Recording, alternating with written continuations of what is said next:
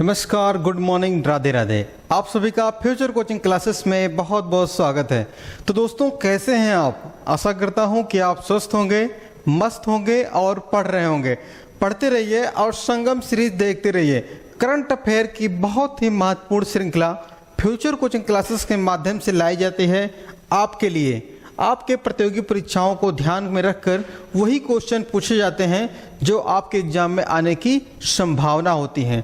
तो चलिए आगाज करते हैं आज की श्रृंखला का। तो पिछली क्लास में यह पूछा गया था, बहुत ही महत्वपूर्ण क्वेश्चन। कहा गया है, हाल ही में राष्ट्रीय रेबीज नियंत्रण कार्यक्रम लॉन्च किया, किसने लॉन्च किया? तो आपका ऑप्शन एक है केंद्र सरकार, दूसरा है हरियाणा सरकार, तीसरा है राज्य सरकार, चौथा है केरल सरकार। तो कौन सी सरकार ने दोस्तों यह कार्यक्रम लॉन्च किया है? तो बहुत से दोस्तों ने इसका आंसर दिया था, तो सही भी दिया था। तो आइए देखते हैं, सही दिया था तो आंसर क्या सही था? तो केंद्र सरकार। कौन सी सरकार? Central government. तो जो भारत की सेंट्रल गवर्नमेंट है उसने दोस्तों यह रेबीज नियंत्रण कार्यक्रम चालू किया। अब बात करें रेबीज होता क्या है। जो कुत्ते होते हैं ना, कुत्तों के काटने से, जो पागल कुत्ते होते हैं उनके काटने से जो हो जाता है, बीमारी हो जाता है, जिसमें लोग क्या करते हैं, पानी से डरते हैं। ठीक है, तो ऐसी घटना जब हो जाती है तो उसके लिए कार्यक्रम चलाया जा रहा है, जागरूक करने के लिए। ऐसे कुत्तों को ना संपर्क में, मतलब कुत्तों को ना टच करें जो पागल हैं, और जो ज़्यादा लाड प्यार ना करें ना तो काट सकते हैं। कुत्ते हैं, इंसान थोड़ी नहीं है। अब देखिए, बात आती है रेबीज की। तो रेबीज के लिए टीका किसने बनाया था सबसे पहले? तो नाम दोस्तों उनका है लुई, क्या नाम है? Louis Pasteur. लुई पाश्चर जी ने सबसे पहले रेबीज के लिए टीका बनाया था। ये थे कहाँ के? ये फ्रांसीसी थे, जिन्होंने दोस्तों क्या बनाया था? रेबीज के लिए टीका बनाया था। क्लियर है? तो आइए हम देखते हैं, हम केंद्र किसे कहते हैं, केंद्र सरकार में क्या आता है। केंद्र सरकार,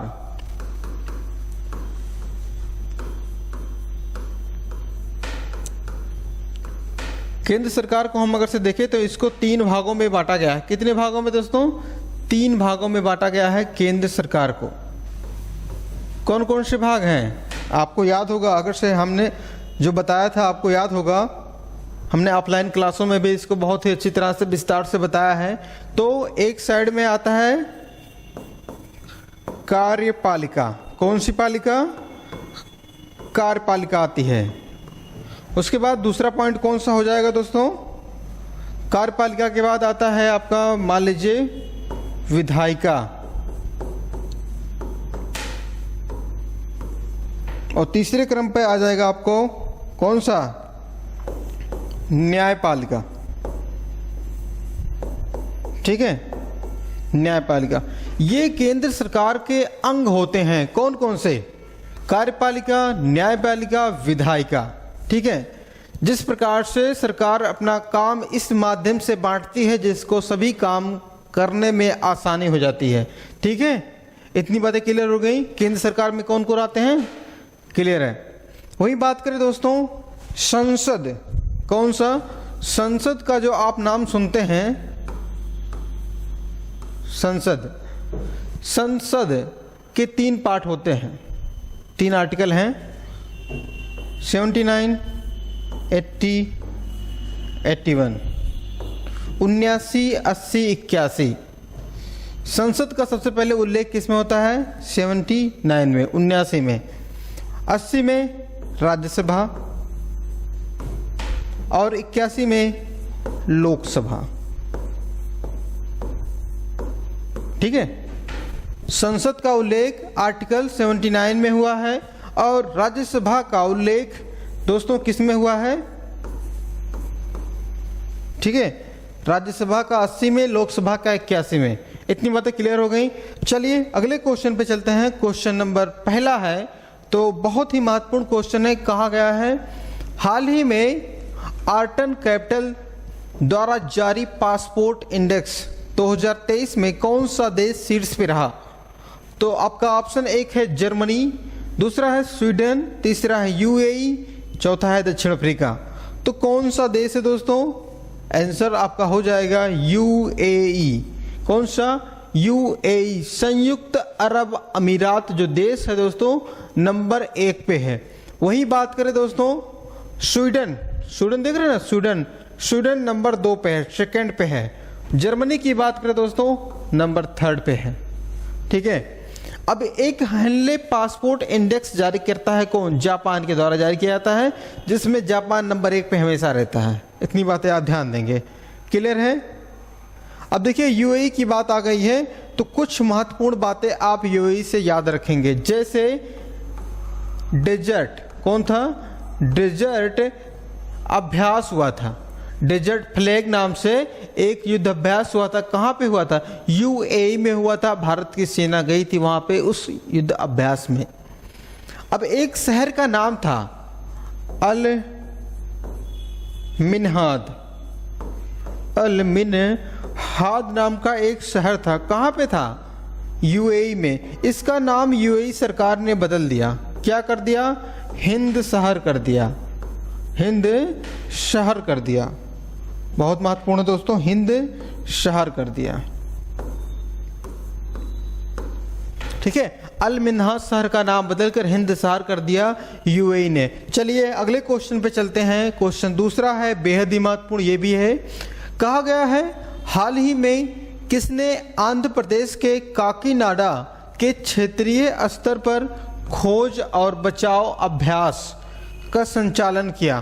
तो यह काम कौन कर रही है दोस्तों? आपका ऑप्शन 1 है IAF, दूसरा है ICG, तीसरा है इंडियन नेवी, या इनमें से कोई नहीं।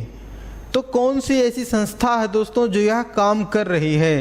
तो ICG आपका सही आंसर हो जाएगा। क्या नाम है? ICG। अब बात करते हैं आंध्र प्रदेश की। तो आंध्र प्रदेश की देखिए, अगर मैप देखें कुछ इस तरह से है आंध्र प्रदेश। राजधानी पूछी जाती है दोस्तों अमरावती है। क्या है? अमरावती राजधानी है आंध्र प्रदेश की। वही पूछा जाए वर्तमान में मुख्यमंत्री कौन है आंध्र प्रदेश के? बहुत इंपॉर्टेंट क्वेश्चन। उनका नाम है दोस्तों YS जगमोहन। क्या नाम है? जगमोहन रेड्डी। YS जगमोहन रेड्डी जी हैं कौन? मुख्यमंत्री हैं आंध्र प्रदेश के। आंध्र प्रदेश की स्थापना बहुत ही रोचक है दोस्तों।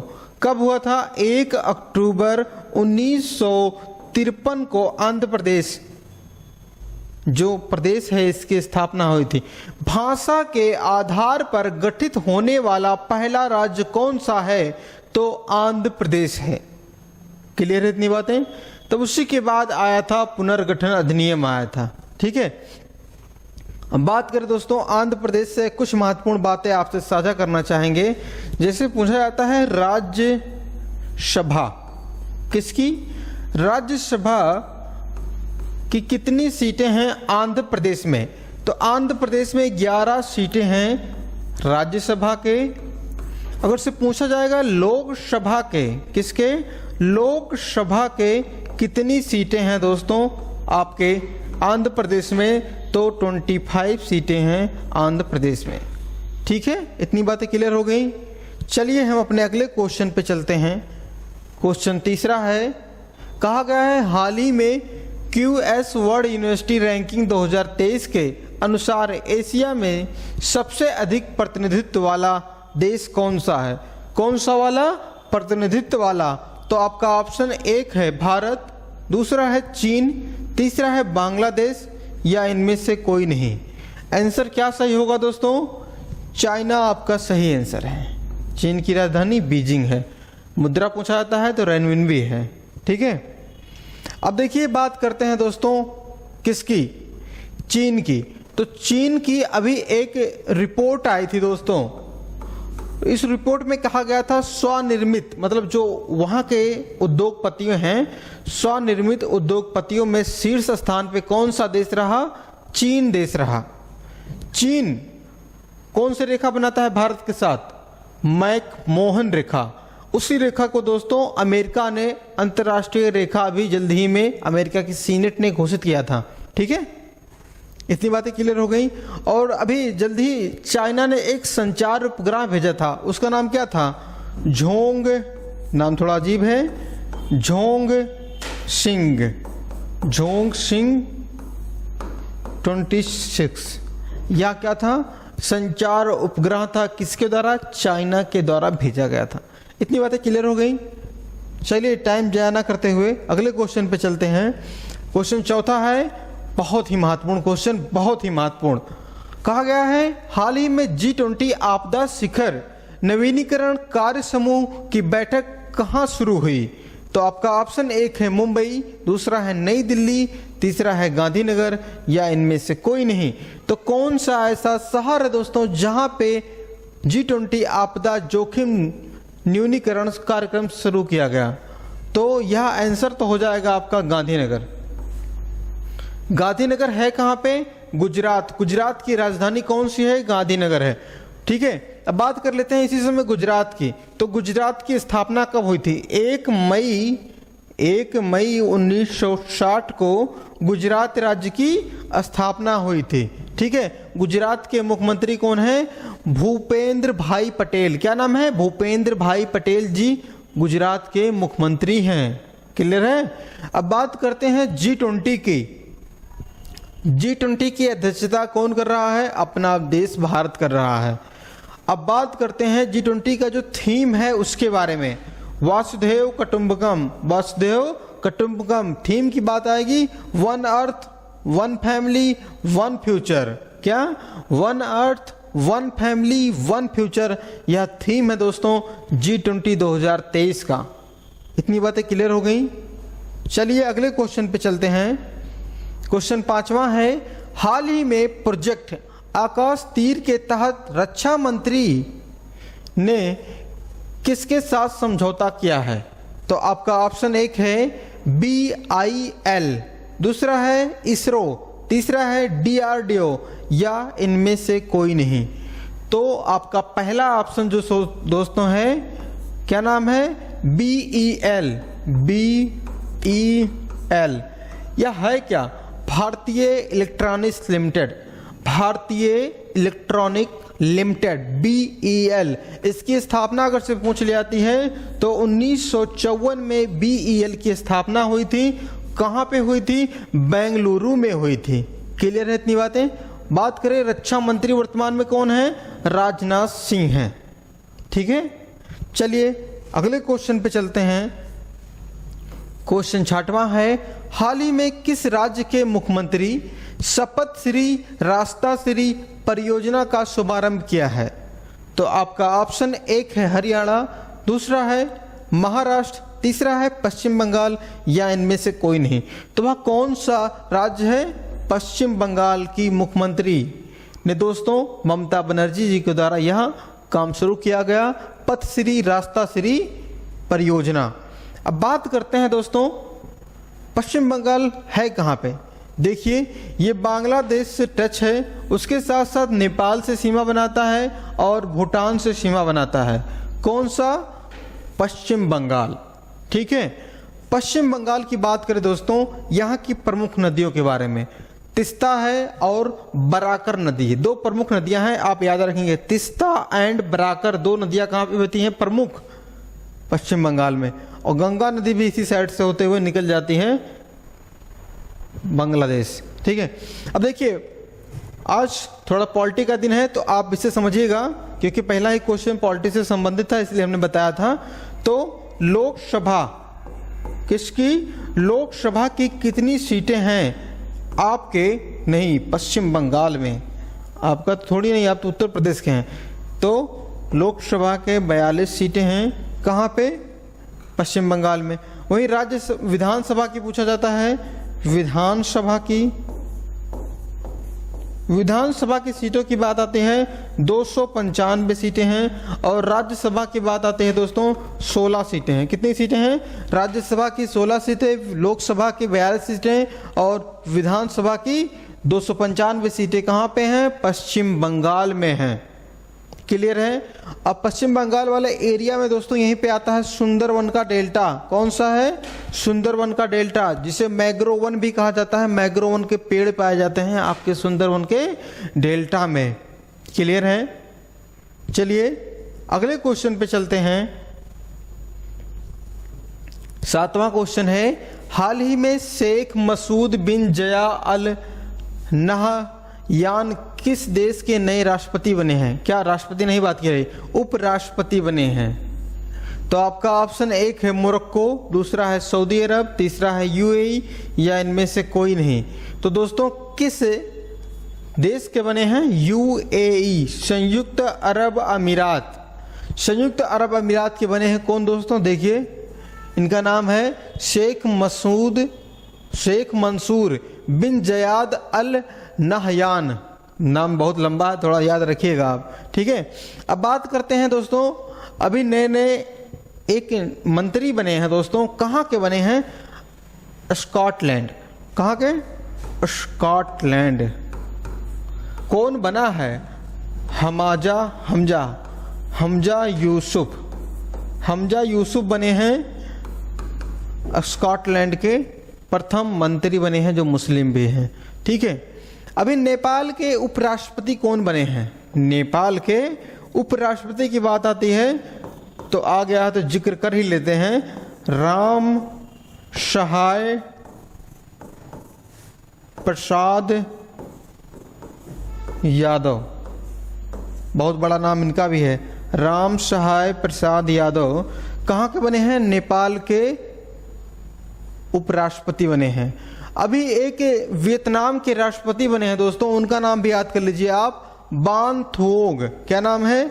बान थू, क्या यार थोड़ा सा थू हो गया थुओग, बान थुओग। कहाँ के हैं ये दोस्तों? वियतनाम के क्या बने हैं? राष्ट्रपति बने हैं। आप भूलिएगा मत इतनी बातें, देख लीजिए। बान थुओग हैं और नेपाल के हैं। राम सहाय प्रसाद यादव स्कॉटलैंड के हैं। हामिद यूसुफ। आंसर क्या था? यूएई, शेख मंसूर जी थे। क्वेश्चन 8वां है, हाल ही में सड़क परिवहन प्रणाली पर भारत रूस वर्किंग ग्रुप की बैठक कहाँ शुरू की गई? तो आपका ऑप्शन 1 है पुणे, मॉस्को, नई दिल्ली, या इनमें से कोई नहीं। तो आंसर क्या सही होगा दोस्तों? नई दिल्ली। कौन सी दिल्ली? नई दिल्ली, ठीक है। अब बात करते हैं कुछ महत्वपूर्ण बातें सड़क से संबंधित। जीटी रोड का नाम आप लोगों ने सुना होगा, शेरशाह सूरी ने बनवाया था। किसने बनाया था? जीटी रोड शेरशाह सूरी ने बनवाया था। कब आया था यह?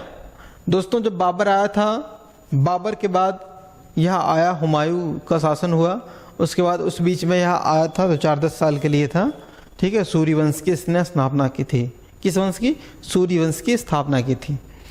अब अगले क्वेश्चन पे चलते हैं। क्वेश्चन 9वां है, हाल ही में स्टार स्पोर्ट ने अपना ब्रांड एम्बेसडर किसे बनाया है? आपका ऑप्शन 1 है अक्षय कुमार, दूसरा विराट कोहली, तीसरा रणवीर सिंह, या इनमें से कोई नहीं। तो कौन है?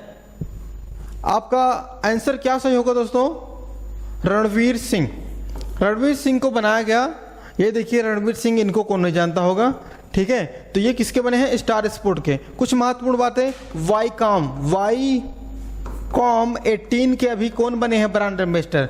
सचिन तेंदुलकर बने, सॉरी MS धोनी बने हैं। वाईकॉम 18 के ब्रांड एम्बेसडर बने हैं MS धोनी। और मिंत्रा के बने हैं रणवीर कपूर। और यूनिकॉम के हो गए ये। अब अभी बने थे सूर्य कुमार यादव। किसके बने थे? सूर्य कुमार यादव। क्या नाम है? जियो सिनेमा। हाँ, जियो सिनेमा के बने थे सूर्य कुमार यादव ब्रांड एम्बेसडर। अगला क्वेश्चन देखते हैं, आज का लास्ट क्वेश्चन। कहा गया है हाल ही में टेक्सास यूनिवर्सिटी के किस लाइफ टाइम अचीवमेंट सम्मान से सम्मानित किया गया है? किसको सम्मानित किया गया है? आपका ऑप्शन 1 है रतन टाटा, दूसरा है नवीन जिंदल, तीसरा है नितिन गडकरी, या इनमें से कोई नहीं। तो नवीन जिंदल जी के द्वारा टेक्सास यूनिवर्स के लाइफ टाइम अचीवमेंट सम्मान से सम्मानित किया था। और यह आंसर भी आपका सही हो गया। तो आइए देखते हैं आज का ब्रह्मास्त्र बहुत ही महत्वपूर्ण है आपके एग्जाम के लिए। एक तरफ है शहर के नाम, एक तरफ है नदियों के नाम, एक तरफ है राज्य का नाम। वह कौन सा शहर है जो नदियों के किनारे बसा है, किस राज्य में है? तो सबसे पहले आता है भगवान राम की नगरी अयोध्या। किस नदी किनारे? सरयू नदी किनारे। है कहाँ पे? उत्तर प्रदेश में है। आगरा, ताज नगरी यमुना नदी किनारे है, उत्तर प्रदेश में है। हरिद्वार, देवभूमि गंगा नदी किनारे है, उत्तराखंड में है। बद्रीनाथ की बात आती है, गंगा नदी किनारे है दोस्तों, यह भी उत्तराखंड में है। नई दिल्ली की बात आती है तो यमुना नदी किनारे है, दिल्ली में है। कोलकाता की बात आती है तो हुगली नदी के किनारे है, पश्चिम बंगाल में है। अहमदाबाद शहर है जो दोस्तों साबरमती नदी के किनारे है, जो कहाँ पे है? गुजरात में है। मथुरा की बात आती है, भगवान कृष्ण की जन्मभूमि दोस्तों यमुना नदी के किनारे है, उत्तर प्रदेश में है। कन्नौज की बात आती है दोस्तों तो यह भी गंगा नदी के किनारे है, उत्तर प्रदेश में है। प्रयागराज की बात आती है तो दोस्तों संगम नगरी, संगम सीरीज भी है, तो बहुत ही महत्वपूर्ण क्वेश्चन हो जाता है। गंगा नदी और यमुना नदी दोनों का संगम जहाँ पे होता है वह नगरी है प्रयागराज और उत्तर प्रदेश में है। आइए पिछली क्लास में जो हमने पढ़ा था उसका रिवीजन करेंगे। कहा गया है केरल का सर्वोच्च नागरिक सम्मान, क्या नाम है? केरल ज्योति। किसको दिया गया था दोस्तों? अभी MT वासुदेव नायर जी को दिया गया था। अगला क्वेश्चन है प्रधानमंत्री नरेंद्र मोदी क्या दोस्तों व्हाइट फील्ड आरपुरम मेट्रो का उद्घाटन कहां पे किए दोस्तों? आपका बहुत ही महत्वपूर्ण क्वेश्चन था यह दोस्तों। कहां पे किए थे? कर्नाटक में किए थे। तीसरा है किस देश की पुरुष महिला टीम ने दोस्तों एशियाई खो खो चैंपियंस को जीत लिया है? अपना प्यारा भारत का टीम था जो पुरुष और महिला दोनों ने जीत लिया है। किसको दोस्तों? यह खो खो टीम, खो खो का जो प्रतियोगिता हुई थी कहां पे हुई थी? असम में हुई थी। क्वेश्चन चौथा है हाल ही में ब्रिक्स एंड न्यू डेवलपमेंट में शामिल होना कौन चाहता है दोस्तों? मिस्र चाहता है। कौन चाहता है? मिस्र शामिल होना चाहता है, जिसमें भारत पहले से ही इसका मेंबर है। चलिए अगला क्वेश्चन है foundation of SAARC writers and literature के एक पुस्तक साहित्य का सम्मान किसको मिला दोस्तों?